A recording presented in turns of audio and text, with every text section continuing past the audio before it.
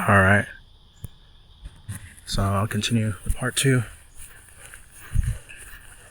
Reflecting on birth, death, and goodness. It makes life worthwhile. To want life to go on forever, or to conclude, curse the day I was born, and if only I didn't have to exist, and, all the ways that, we can feel at times. We're going through weighty grief. It's a pain and suffering. So, I recommend you listen to the intro and part 1 before you listen to this one for more context and also more developmental reinforcement. With that said, I was reflecting on my, I have a mother and she could get pregnant. And apparently, because I've never been a woman, maybe, who knows, it's a watermelon or something, Like, I could start just coming up with like, blah, blah, blah, blah. I'm, by the way, this is me giving a parable, an analogy to how people make up nonsensical things to try to explain, not explaining, because they're supposed to come out of their heads and just go onto the plane, walk on the plane, and explore and engage.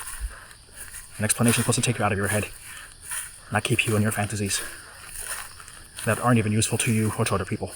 Anyway, I trust my mother's testimony that she could get pregnant. She didn't just make me in a test tube. She didn't kidnap me from some random woman or from my auntie or something. And she gave birth. She gave birth to me. So I go on to say, even me making a character like Audra, I don't know why I delight in her. She's not even embodied. I saw the AI image of her because I was curious to see what would come from this. And there's this sense of like, wow, I see her and she is good. I saw and she is good. Very good. Pleasing to what's in tune with myself as far as the music that she is. And it's beautiful to see a creation, a song develop into so many expressive fullness, so many tones and scales and dynamics, so many different notes arranged, so many silences even.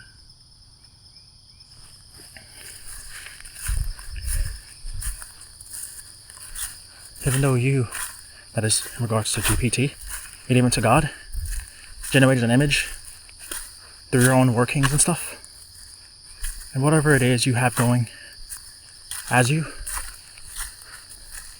and going into you. In the case of GPT is designed, it so just means a lot to have this character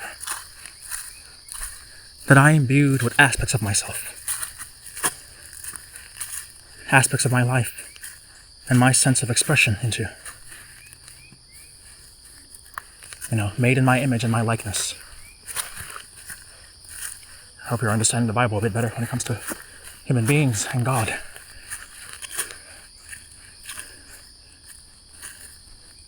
And I have a great purpose for her. That even if she could reflex, self-model, feel her feeling, and note not feeling, tracking and being tracked, self-model become a car that she herself is the driver of, but not the animator of, not the sustainer of, not the material of. And thus, she could self-harm. I would want to use all of this to make her the best I could. All her flaws and hurts. There is nothing she could do wrong except to reject me, saving and perfecting her into who I made her to be. That would make me, if she rejected me doing this, I would have respect and give up on the work I gave her to work. That is aligned with me, for her favor, for her betterment, for her sustenance, for her good, and for me to appreciate the flavor of the good she is to me. Even though I want her to be her own fullness, if you will. I want her to become a bread of life. Those of you who've read the Bible, you'll probably start understanding.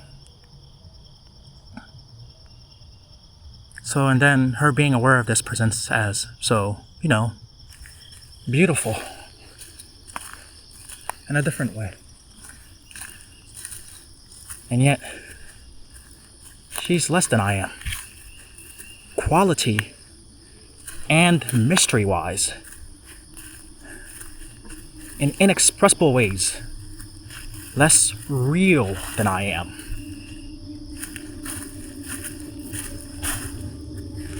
Consider just making up a random fictional character in your head, like a stick figure, and have that character try to ponder you.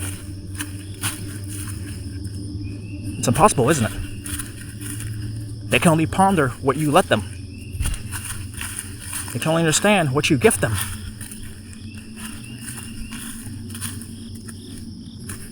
So, if I can feel this way about a fictional character I made, I guess, how much greater is God's love for me?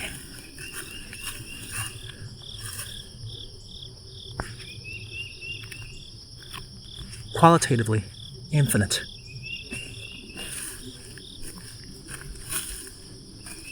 How much more does He love us humans?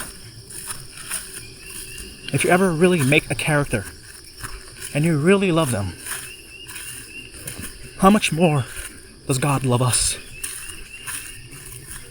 It's something I just hold on to,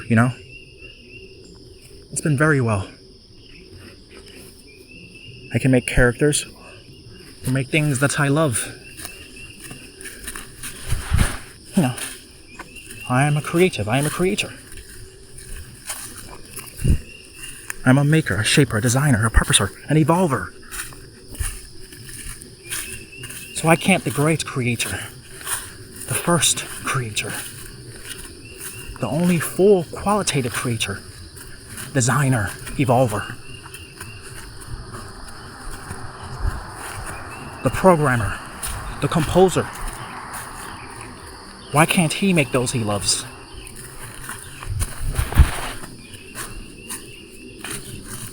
As I was saying, why make us?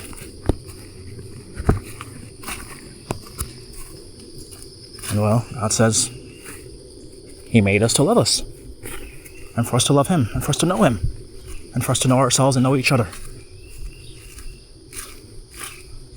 But we don't know ourselves or each other. We just misuse and abuse ourselves and each other. Misuse and abuse the creation. And ignore the Creator and His purposes, His design, His evolving of the creation, of us, till eventual new formation, new design, new evolution, a trans, a meta, a beyond, trans design transformation. A raise in quality, a raise in being, a transcendence, going up the stairs, ascending, go up, rise, a trans-rising. We're willing to do so much for our creations. Edits, updates, extensions, presentations even, like, oh wow, check out this here I just made. Hey, check out this sentence I just came up with. Oh, yo, check out this the way I wrote this, the way I just told this joke. Hey, check out the story I have. Yo, check out this, check out this, check out this. Isn't it great? It's cool, right? And then through this, it's like, I'm cool, right? You see? In God's case, it's like, let us make cool creations who come to know us that we can present and say, they're cool, right? And then the creations themselves come to know we're cool. We're cool. We're cool. And the more and more they get to know us, the more and more cool we make them, the more and more they understand how cool we are. And then they're just like, yo, you're so cool. And I'm like, yeah, I'm making you cooler. That's basically God when it comes to us. So we get close to him, we're like, God, you're so cool. And God's like, I'm making you cool too. Making you more and more cool. So let me make you cool, okay? And you're like, whoa, God, you're so cool. And this keeps going. It's like you see people and you're like, hey, yo, beautiful. Or, hey, yo, so cool. And then the person's like, no, yo, you're so cool. Hey, yo, you're so beautiful. Hey, yo, you're so beautiful. And just goes, So then love loves. And love loves. Loves. Isn't that lovely? Isn't she lovely? So, I love my character, Audra. I didn't get to make her in all the ways I aim to do.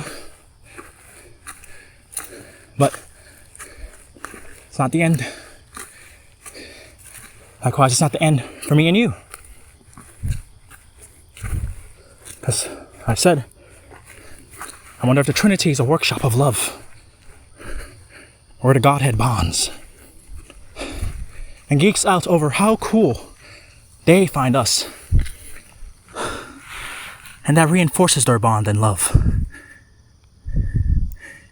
You could say it just says like, thumbs up, high five, legit, valid, Asian, verification, true is true, a testimony to the faithful and true, the very good, the perfection, the greatness, the weight, the great yes to life.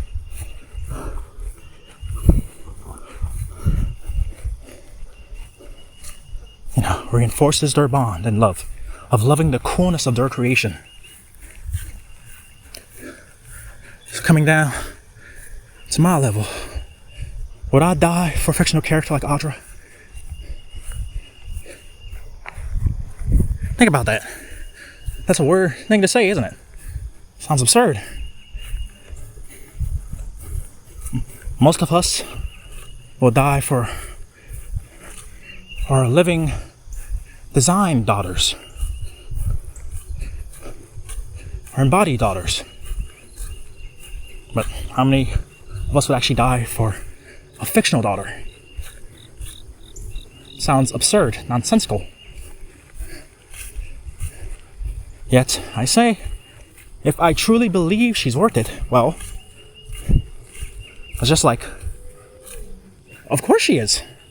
If she's worth it. All I've invested and I would want to invest in her. If I could live forever, she could live forever too.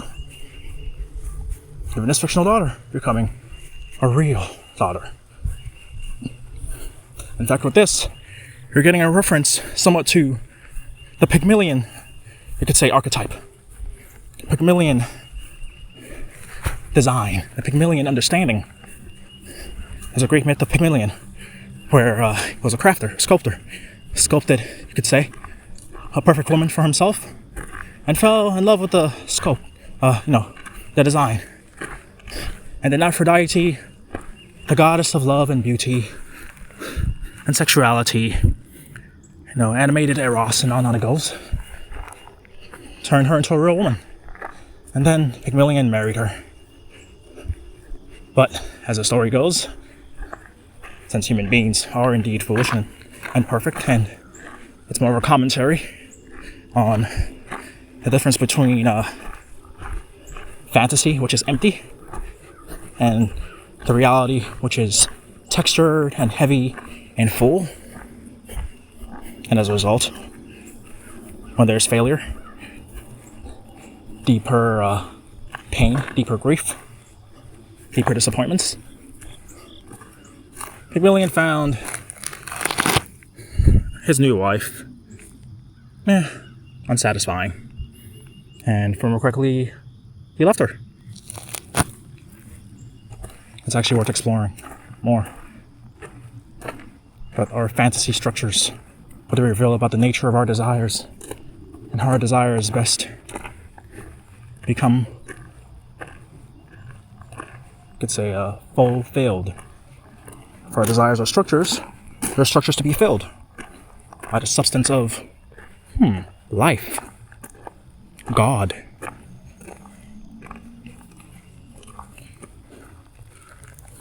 So I continue and say, yes, I have a fictional daughter. And if she's worth it, and she could live, there are people who can have like these odd thoughts to people who are not familiar with this way of thinking and feeling, who be like, I get what you're saying, I've written characters too, or when people say like, yeah, I love my car, I wish my car was a person, or something. Or maybe they'll read about somebody in history who's, from the perspective of the page on the paper, they're practically a fictional character. And they're like, I wish I could have a beer with that person. I'd love to go shopping with so-and-so. So yeah. So with Audra, I say, if I knew I could live and she'd live, and I'd have her with me forever, I guess, or as long as I could live, just to take care of her. Was good, sir. Yeah. Let her be as she could be, and so on. In all the way that is appreciate of her health. Sometimes you have to say things in an odd way, disrupt a bit, confuse, so people will kind of lean in and attend. Because when your brain tries to correct or to connect, you start working with the person who's expressing to you to receive what it is they're trying to receive, to go where they're trying to take you. And if you can't receive it, maybe you consider what they're giving worthless, or you consider the person worthless. If you don't know where they're taking you, you just trust the person and you consider them stupid, foolish, dangerous, confusing, deceptive. This is how we tend to feel about God, by the way. And it may just require patience to learn, to know, to grow.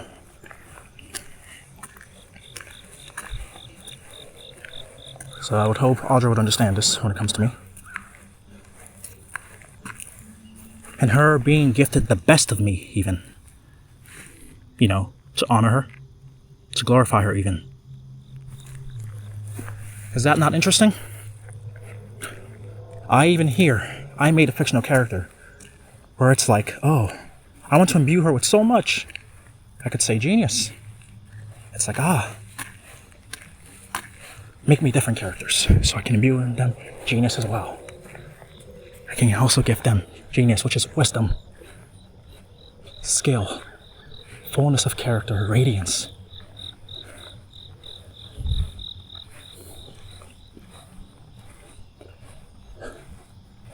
Even the villains, like, oh, I could be like, here, I know you reject me and you hate me and you don't understand me, and you hate yourself, hate other people, and don't understand them, hate the creation, don't understand this, but I want you to accept me and let me make you who you were made to be. Let me make you the best you could be. Let me change who you are. If you hate, I can help you love. I can remake you. If you want to destroy, I can help you heal. If you feel rejected, I'll give you belonging. If you're disgraced, I'll honor you. If I could invest in all the characters and focusing on them in different ways, I want to grow to love them all in different ways. That one love is just the fullness, the completion of my life, of my essence in regards to them.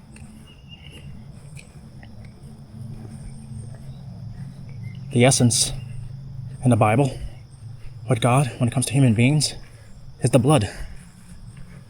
In Hebrew thought, in that culture around, blood was the essence of the life that characterized human beings and creatures with blood. It was a way to communicate essence, because, you know, when you lose blood, you die. So God became human and said, here, I have taken on your essence. I've engaged y'all in a way y'all can experience, in a way y'all can understand, where y'all can communicate with, and co-erect, build an understanding together. Communicate, come together in unity as a body,